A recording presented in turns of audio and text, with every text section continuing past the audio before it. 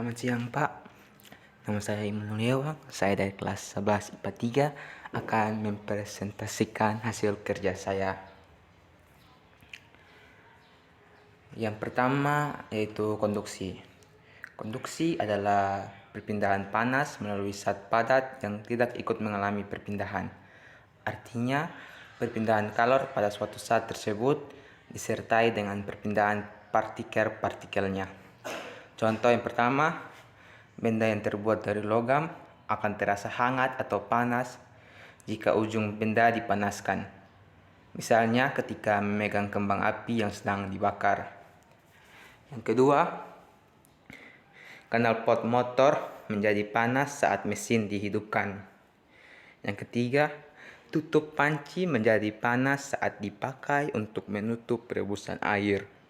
Yang keempat, mentega yang dipanaskan di wajan menjadi meleleh karena panas. Yang kedua, gambar dari perpindahan kalor secara konduksi. Inilah gambarnya. Lanjut yang kedua, yaitu konveksi. Konveksi adalah perpindahan panas melalui aliran yang zat perantaranya ikut berpindah. Jika partikel berpindah dan mengakibatkan kalor merambat, terjadilah konveksi.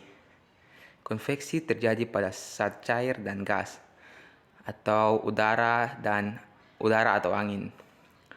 Contoh yang pertama, gerakan naik dan turun air ketika dipanaskan. Yang kedua, gerakan naik dan turun kacang hijau, kedelai dan lainnya ketika dipanaskan. Yang ketiga, terjadinya angin darat dan angin laut. Yang keempat, gerakan balon udara. Yang kelima, asap cerobong pabrik yang membumbung tinggi.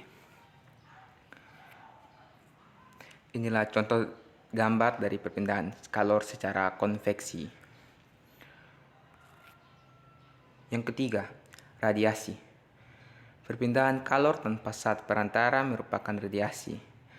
Jadi, radiasi adalah perpindahan panas tanpa zat perantara. Radiasi biasanya disertai dengan cahaya.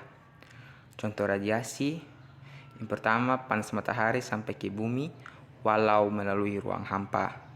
Yang kedua, tubuh terasa hangat ketika berada di dekat sumber api.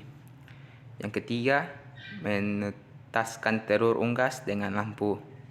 Yang keempat, pakaian menjadi kering ketika dijemur di bawah terik matahari. Inilah contoh gambar dari perpindahan kalor secara radiasi. Sekian dari saya, terima kasih.